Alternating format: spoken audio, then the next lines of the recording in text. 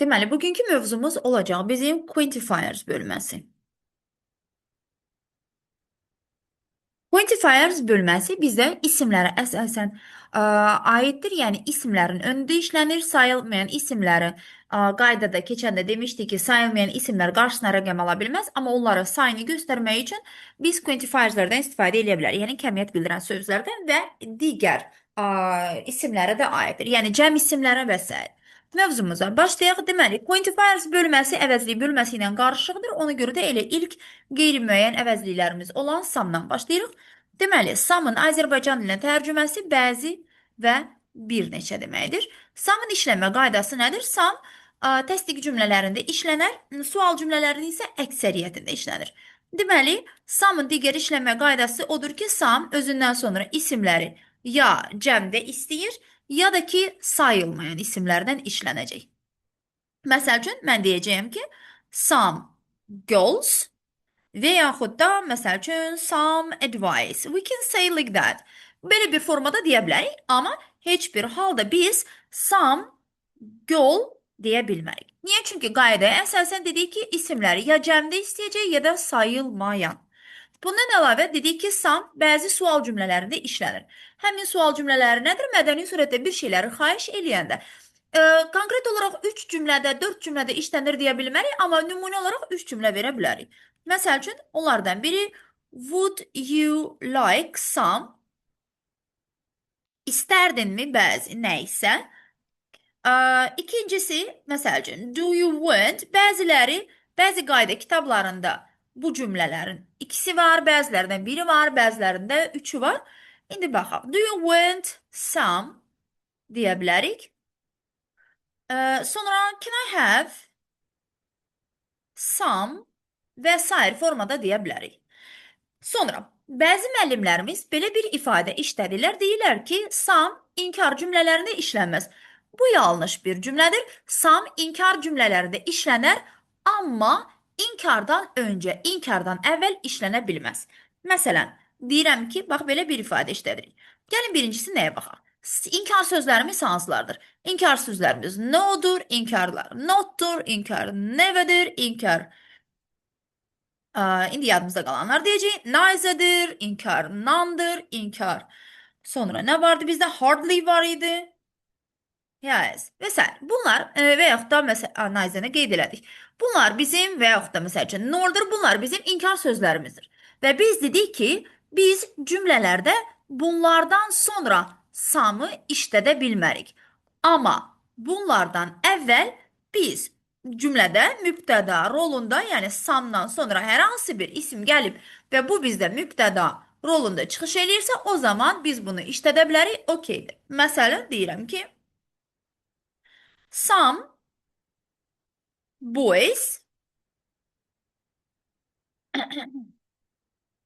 don't like football. Bu o demək deyil ki, bu cümlə yanlışdır. Biz dedik ki, inkar cümlələrində işlənməz yox. İnkar cümlələrində inkardan sonra işlədə bilmərik. Amma inkardan əvvəl cümlənin mübtədası kimi təbii ki də samla istifadə edə bilərik. Əksər oğlanlar futbolu xoşlamırlar, yəni sevmirlər. Bu halda biz samı işlədə bilirik. Bundan əlavə gəlirik eniyə. Eni bizə nə deyir? Eni hamını ən çox çaşdıran hissələrdən biridir. Eni özündən sonra hər cürə isim götürə bilir. Tərcüməsi heç deməkdir. Heç və yaxud da nə, heç bir belə bir şey. Amma eni haqda yanlış bir ifadə var. Yəni bizim səhv saldığımız bir məsələ var. Hamı elə bilir ki, eni inkara aiddir. Xeyr, eni inkarlıq deyil. Eni sadəcə olaraq sual və inkar cümlələrində işlənir. Hətta təsdiq cümlələrində də işlənə bilər. Eni inkar yaratmır. Bax, yadınızda saxlayın. Eni inkarlıq yaratmır. Eni sadəcə və sadəcə inkar cümlələrdə işlənir. Elə bil ki, inkar cümləyə, yəni cümləyə bir xüsusi bir vurğu verir. Məsəl üçün deyirsiniz ki, I have no idea. Mənim fikrim yoxdur. Gördüyünüz kimi biz eyni sizdə cümlə düzəldə bilirik. Amma mən durub desəm ki, I don't have any idea. Mənim heç bir fikrim yoxdur. Yəni heç bir mənasında. Buradan da qeyd edirik, heç bir kimi, yəni bizə cümləyə nə verdi? Vurğu verdi. Yəni burada mən nə demək istəyirəm? Deməyim odur ki, any fikir verirsiniz bu cümlədə yoxdur. Zaten ola bilməz noya görə. Yəni deməyimiz odur ki, any olmadan belə cümləmiz inkar formada işlənə bilir. Yəni any inkar cümlələrinin quruluşunda heç bir rol oynamır. O sadəcə olaraq cümləyə vurğu verir. Buna görə də diqqətli olaq. Bundan savayı eyni təsdiq cümlələrində də işlənir. Amma təsdiq cümlələrində eyni bizə istənilən mənasını verir və yaxud da seçim verir. Məsəl üçün deyirəm ki, you are strong. Sən güclüsən. You can win any game. Sən hər hansı bir istənilən, hər hansı bir yox, istənilən oyunda qalib gələ bilərsən. Və yaxud da məsəl üçün sənin tutaq ki, çoxlu kitabın var. Deyirsən ki, I've a lot of interesting books. Mənim çoxlu maraqlı kitablarım var. Seçim verirəm sənə. Deyirəm ki, you can take any. İstənilən birini götürə bilərsən. Və yaxud da eyni zamanda you can take some. Mənim kitabım çoxdur və sən bir neçəsini və ya istənilən birini götürə bilərsən. Bu bizə samla eninin izahı. İndi gəlirik qaydalarımızın içərisində ən egoisti olan no. Nəyə görə no-a egoist deyirik? Çünki no özündən sonra heç bir halda heç bir artikel qəbul eləməz. Özündən sonra any və yaxud da some qəbul eləməz. No-nun özündən sonra qəbul elədiyi yalnız və yalnız isimdir. O da istənilən formada və yaxud da sadəcə olaraq azr əvəzlidir. Deməli, no özündən sonra buradan yazıram. İstənilən. İstənilən hər hansı bir ismi qəbul edə bilir və özündən sonra other əvəzliyi qəbul edir. Məsəl üçün, no a boy deyə bilməzsiniz. Amma no boy deyə bilərsiniz. Bax belə. Növbəti qaydamız gəlir. Bizdə many, much və a lot of. Deməli, bizdə var many, bizdə var much və a lot of. Bunlar üçü ayrılmaz hissələrdir, çünki üçünün də mənası eynidir. Çox-çoxlu. Many'dən sonra isimləri cəmdə istəyirik. Much'dan sonra isimləri sayılmayan istəyirik. A lot of isə baxır ki, bu nədir? Many ayrı seçkili eləyib, much da ayrı seçkili eləyib. Bu da deyir ki, mən sülh sevərəm, ona görə də özündən sonra hər iki halı qəbul eləyə bilir. Yəni özündən sonra isim həm cəmdə gəlir, həm də necə gəlir?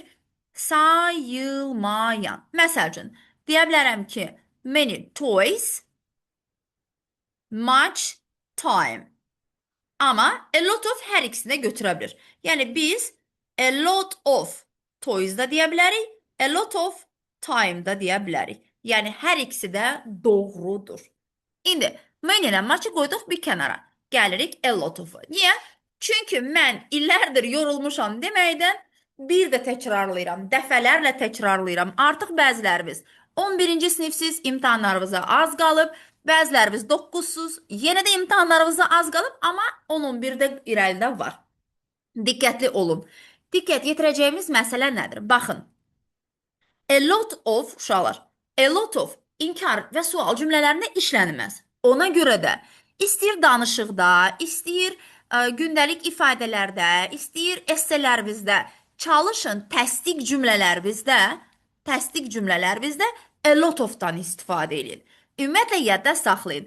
Əgər bu tipdə əvəzliklər və yaxud da sözlərin sonunda of varsa, onlardan sonra mütləq və mütləq isim gəlməlidir. Burada sayılan da ola bilər, sayılmayan da ola bilər. Heç bir fərqi yoxdur, amma of-u varsa isimli mütləq işlənməlidir. A lot of-u mən nə ilə əvəz eləyə bilərəm? A lot of-u mən əvəz eləyə bilərəm lots of-la, bir də plenty of-la. İşlənmə fərqi varmı? Xeyr. A lot of istənilən formada həm cəm, həm də sayılmayan isimlərlə işlənir. Eyni şey də bunlara aiddir. Bunlar da özündən sonra isimləri həm cəmdə istəyirlər, həm də sayılmayan isimlərdən istifadə eləyirlər. Bir də təkrarlayıq, aradakı fərq nədir?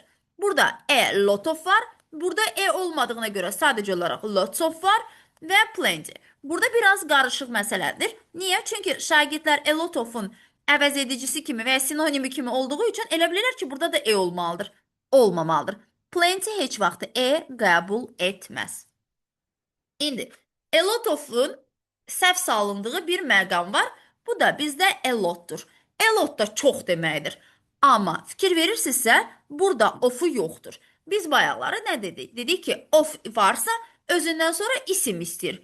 Əgər of yoxdursa, özündən sonra heç bir halda isim gəlməz, cümləni tamamlayar. Vergül varsa vergülə qədər işlənir və yaxud da nöqtə varsa nöqtənin yanında işlənir. Məsəl üçün deyirəm ki, I know a lot. Mən çox bilirəm. Əgər mən desəm I know a lot of, o zaman o deməkdir ki, mən cümləni davam eləməliyəm və burada hər hansı bir isim gətirməliyəm. A lot of, a lotu, a lotu.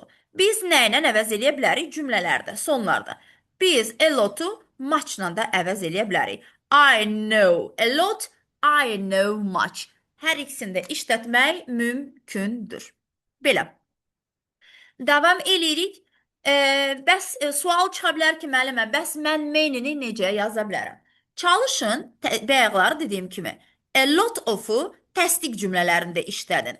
Əgər sən təsdiqdə a lot of işlədib, onu suala və inkara çevirə bilsən, əgər isim cəmdədirsə, sən onu mainiyə çevirəcəksən. Yox, əgər uncountable-dırsa, sayılmayan isimdirsə, o zaman sən onu deməli işlədəcəksən muchla. Və salam, yəni a lot of-u siz çox rahatlıqla mainiyə, inkarda və sualda və mucha çevirə bilərsiniz. Heç bir problem yoxdur. Heç kim buna görə də sizə heç nə deməz. Çünki ən düzgün variantı odur. Mən fikir vermişəm, bir çox müəllimlər, şagirdlər, hər kəs gündəlik ifadələrdə, təsdiq cümlələrdə hamıya rahat deyilmə maini işlədirlər. Olmaz. Yəni bunlara diqqət yetirin. Sonra gəlir uşaqların qorxulu yuxusu olan a few. Belə bir işarə qoyuram. Few. A little. Yəni little dediyimiz and little. Little. Deməli, a few-nun tərcüməsi bir az, bir neçə deməkdir. Few-nun tərcüməsi isə az deməkdir. A little-ın da tərcüməsi bir az deməkdir. Little-ın tərcüməsi isə az deməkdir. Birinci işləmə qaydasına baxaq. Burada nəzərinizə bir şey çatdırım. A few ilə a little-ın qarşısına gördüyünüz kimi rezidən böyük işarəsi qoymuşam. O deməkdir ki, a few few'dan çoxdur, yəni böyükdür. Eyni şey bunun üçün də keçərlidir. Bizim səhv saldığımız məsələ odur ki, biz nəyi qarışdırırıq? Biz bunların tərcümələri ilə işlənmə qaydalarını qarışdırırıq. Bunların, baxın, tərcüməsi biraz, bir neçə deməkdir. Və yaxud da az. Amma işlənmə qaydası, baxın, qayda, işlənmə qaydası isə özündən sonra həmişə isimləri cəmdə istəyir. Burada da birazla az bunların nəyidir? Tərcüməsi. Amma işlənmə qaydası nədir? Özündən sonra sayılmayan isim işlədir. Bunu da yadda saxlayırıq. İndi, deməli, imtahan ərəfəsidir və bizim maksimum dərəcədə əzbərləyəcəyimiz bir şey olur. Həmişə şagirdlərə deyirəm, özünüzü çalışın, imtahanda vəziyyətdən çıxardın. Necə yadda saxlayırıq ki, fiyulardan nə işlənir? Fiyu neçə hərflidir? 3 hərflidir. Deməli, bununla da 3 hərfdən ibarət bir söz işlənməlidir. Yəni, ya cəm, ya da çox. Yəni, belə maksimum dərəcədə sizə eləyə biləcəyim kömək budur. Bəs cümlədə siz necə fərqləndirə bilərsiniz ki, mən müəllimə orada a few işlədim, yoxsa few tamamilə sizdən asılı bir şeydir. Məsəl üçün, deyirsən ki, I am, testlərimizdə də var idi belə bir cümlə, I'm alone, mən tənhayam. Mən tənhayamsa, I have, mənim nə qədər dostum ola bilər? Mənim təbii ki də az dostum olacaq. I have few friends. Əgər mən desəm ki, mənim bir neçə dostum var, o zaman mən a few yazaram və bu alone-la heç bir halda uyğun gəlməz. Və yaxud da, məsəl üçün, yolda kimsə məni görüb, mən amma danışmaq istəmirəm. Gedirəm, deyirəmsə ki, I'm sorry, öncədən deyirəm. I am sorry, üzr istəyirəm. But I have, amma mənim I have little time. Mənim az zamanım var. Əgər desəm ki, üzr istəyirəm, mənim biraz vaxtım var, o demək ki, mən sizlə söhbət eləyə bilərəm. Belə. Sonra gəlirik xırdapara məsələlərə. Xırdapara məsələ dediklərimiz nədir? Bizim belə bir sözümüz var. Only. Yalnız. Only özündən sonra bir neçə qayda götürür. Bunların ikisi kitabda var, digəri isə yoxdur. Only özündən sonra a few, only özündən sonra a little, bir də only özündən sonra some götürür. F-yunun işləməsini bilirik. Özündən sonra ismi cəmdə istəyir. A little-dan sonra isim sayılmayan gəlir. Some-ın işləmə qaydasını bilirik. Cəm və ya sayılmayan isimlərdən işlənə bilər. Yəni siz testdə də çox rahatlıqla işləyə bilərsiniz. Only-ni gördünüzsə mütləq a few, a little və ya some-ı götürəcəksiniz. Başqa bir şey də mümkün deyil.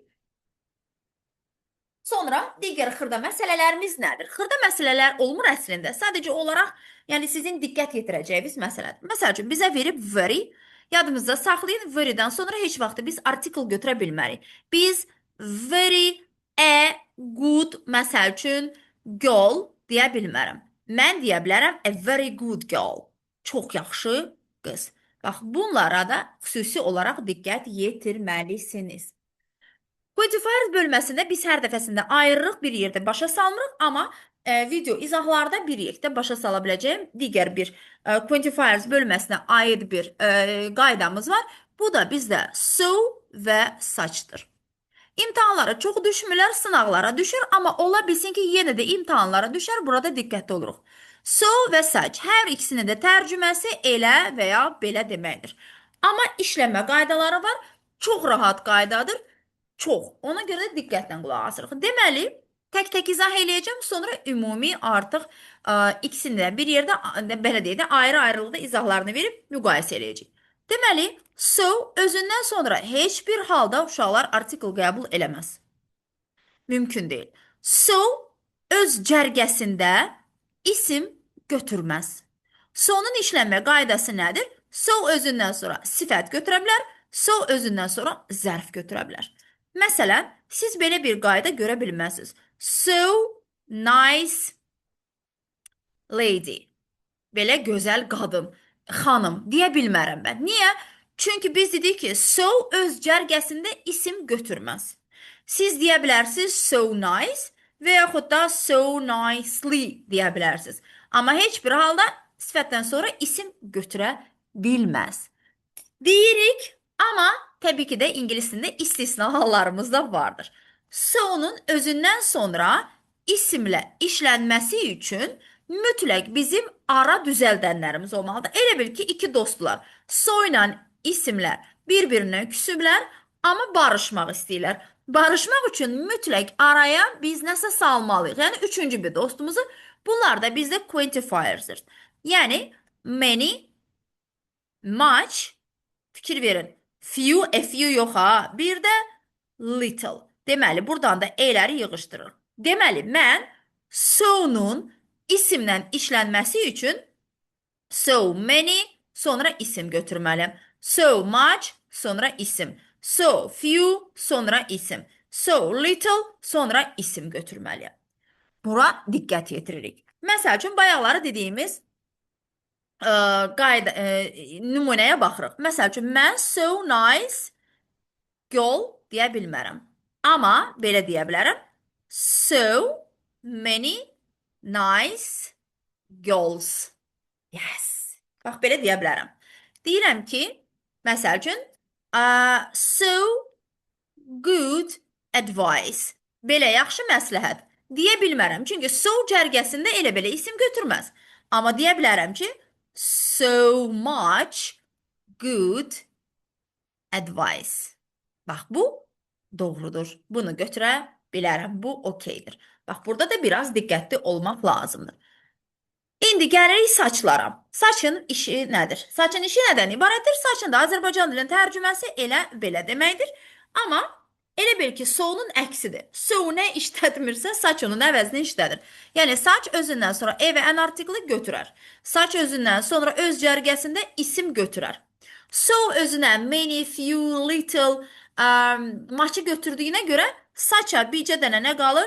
A lot of. Özündən sonra hər cürə isim qəbul eləyər. Amma saçdan sonra bir məsələyə diqqət edirik. Saç özündən sonra a little və ya little qəbul edir, amma mənası balacadırsa, o zaman onun işlənmə qaydası doğrudur. Məsəl üçün, sual verəcək ki, müəllimə, mən hardan biləcəm ki, a little orada balacadır, yoxsa az mənasında. Məsəl üçün, deyirəm ki, such a little, ə, məsəl üçün, belə balaca ev. Such a little house. Belə deyək. Gördüyünüz kimi, burada belə az ev demirəm. Deyə bilmərəm. Mən burada deyirəm ki, belə balaca ev.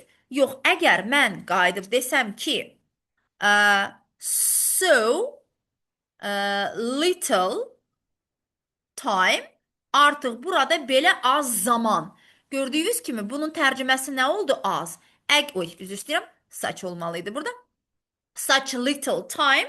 Mən burada artıq bunu işlədə bilmərəm. Niyə? Çünki burada mənə nə verdi? Az mənasını. Quantifiers bölməsi uşaqlar elə də çətin bölmə deyil. Çox maraqlı bölmələrdəndir və imtahanlara da təbii ki də düşəcək. İndi burada diqqət yetirəcəyiniz məsələlərdən biri nədir? Bu testlərə də indi baxacağıq sizinlə, amma bir qaydaya da nəzər salaq. Testlərdə belə bir ifadələrlə rastlaşırsınız. Sizi qınamıram. Çox fənlərdən hazırlığa gedirsiniz, beyinlərdə bəzən tutulma olur, amma yenə də diqqət yetirmək lazımdır. Məsəl üçün, uşaq deyir ki, müəllimə, if you, məsəl üçün, cotton skirt. Bu ifadə yanlışdır ay müəllimə. Niyə? Çünki pambıq sayılmayan isimdir. Mən də bilirəm pambıq sayılmayan isimdir və sizə də afərin ki, yaxşı yadınızda qalıb. Amma məsələ orasındadır ki, biz demişik ki, biz test eləyərkən 3 hissəni də nəzərə almaq. Birincisi, grammar, qayda. İkincisi, tərcümə. Üçüncüsü isə nəticəyə əsaslanaraq mən test eləyirəm. Qrammatikaya əsasən deyirəm ki, FU-dan sonra cotton olmaz. Tamam, niyə? Çünki sayılmayan isimdir, amma FU-dan sonra isim cəm gələr. Burada isə tərcüməyə baxıram. Deyirəm ki, cotton skirts nə deməkdir? Pambıq yubqalar. Deməli, söhbət burada pambıqdan getmir. Burada söhbət yubqalardan gedir və yubqada sayılan isim cəmdir. Ona görə də FU-nin işlənməsi okeydir. Yəni, nəticə itibarilə tərcümə elədim və qərara gəldim və nəticəyə gəldim ki, cotton skirts. Niyə? Çünki biz qayda keçəndə də isim bölməsində demişdik ki, iki isim yanaşı gələrsə, birinci öz dəyərini itirir. Məsəl üçün deyirəm ki, ağacdan tutaq ki, oyuncaq və yaxud da wooden, məsəl üçün, wooden, məsəl üçün, puppet tutaq ki, deyirəm, puppet, oyuncaq. Ağacdan söhbət, yəni ağacdan hazırlanmışdan söhbət gedir. Nəticə itibarilə oyuncaqdan söhbət gedir. Belə şeylərə diqqət yetirmək lazımdır. İndi ekranda test görəcəyik. Mən bir neçə testin nümunəsini sizə göstərəcəyim. Okay. Demin birinci hissəsindən 11-lərdən çox uzağa getmirik, 2-yə baxıram. Deyir ki, we have very money. Bu tipli cümlələrdə biz birinci ismə baxırıq. Nöqtələrdən sonra isimə baxıram. Baxıram ki, isim necə isimdir? Sayılmayan. Sayılmayansa mən onu few ilə verə bilmərəm, f ilə verə bilmərəm, many ilə verə bilmərəm. Niyə? Çünki few'dur, f-yudur və many-də özündən sonra ismi cəm istəyir. Mani sayılmır. Verydən sonra e artiklı gəlməz, deməli cavabım D variantıdır. Və yaxud da başqa bəzi uşaqlar deyir ki, müəllim, əvvəlki testlər asan da olur, gəlir biraz çətin. Tamam, gedək çətinlərə. Every və yaxud da number of biz bunları əvəzli bölmələrinə keçəcəyik. Buna görə narahat olmayın. Məsəl üçün 47-yə baxıram. Deyir ki, mənə FU job application. FU-dan sonra isim cəmlənməlidir. Jobdan yox, job applications olmalıdır. Çünki iki isim yanaşı gəlibsə, sonun ikinci isim cəmlənir. Few job applications. FU'nun buradakı e artiklının ismin tək və ya cəm olmasına heç bir aidiyyəti yoxdur. Bu FU aiddir. Few job applications bu doğrudur. Few raindrops. Yağış damcıları. Doğrudur. A few raindrop deyə bilmərəm. İstir. FU istir. Few hər ikisi də özündən sonra ismi cəmdə istir. S olmalıdır. Buna görə də 2-3 doğru cavabımızdır. Bəzən cavablarımız səhv çıxırsa buna görə narahat olmayın. Demin cavablarında bu il həddindən artıq çox səhv vardır. Məsəl üçün 44-cü testə baxırıq. 44-də mənə deyir ki, which is wrong? Hansı yanlışdır? Siz burada konkret olaraq sözün özünə fikir verin. Beautiful glasses. Glasses'in digər mənası bir mənası şüşə deməkdir, bir mənası eynək deməkdir və ya stəkan filan da deyə bilərik. Gözəl stəkanlar, gözəl eynəklər deyə bilirik. Doğrudur. A little house, a little digər mənası balacadır. Balaca ev deyə bilirik. Interesting work, maraqlı iş, təbii ki də deyirik. Many times, bilirik ki, many özündən sonra ismi cəm istəyir. Time zamandır, amma times dəfələrlə deməkdir və ismi cəm dəfələrlə cəmdədir. Buna görə də many ilə və ya few ilə işlədə bilirik. Amma work sözü qoşulan hər bir söz sayılmayandır. Yadınızda saxlayın. İstəyir housework olsun, istəyir homework olsun, istəyir digər hər hansı bir work qoşulan sözlər. Onlar həmişə sayılmayandır və many ilə işlənə bilməz. Deməli, mənim cavabım wrong istədiyinə görə C, üzr istəyirəm, Y variantıdır. Sonra gəlirik, məsəl üçün burada okey, 61-ə baxaq, sollarının da işlənməsinə.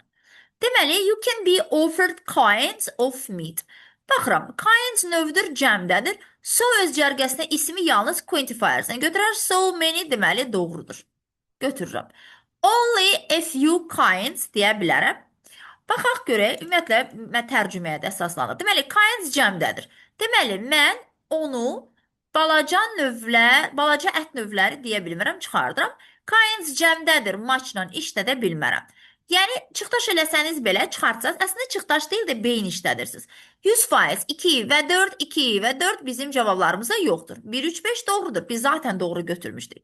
So-dan sonra many və many özündən sonra ismi cəmdə istəyir, okeydir. Only'dən sonra a few gələ bilir. Bəli, a few, a little və some özündən sonra da ismi cəmdə istəyir. Too, many, many'dən sonra isim cəmdədir. 1, 3, 5 cavabımız təbii ki də doğrudur. Davam edirik. Məsəl üçün 71-ə baxıram. Much glass bottles. Much özündən sonra glass'ı işlədir və bu sizi çaşdırır. Amma bizə deyir ki, bottle, şüşə qabları. Qəribə bir ifadədir. Amma yanlışdır. Çünki muchla işlənməz. Many beer barrels. Beer pivə, boçqalar, çələkləri deməkdir. Many'dən sonra beer yox, barrels-a aiddir. Doğrudur. A few gold yox, bir neçə qızıl yox, qızıl üzüklərdən söhbət gedir, doğrudur. A little chicken soup, biraz toyuq şorbası, little'dan sonra isim sayılmayandır, doğrudur.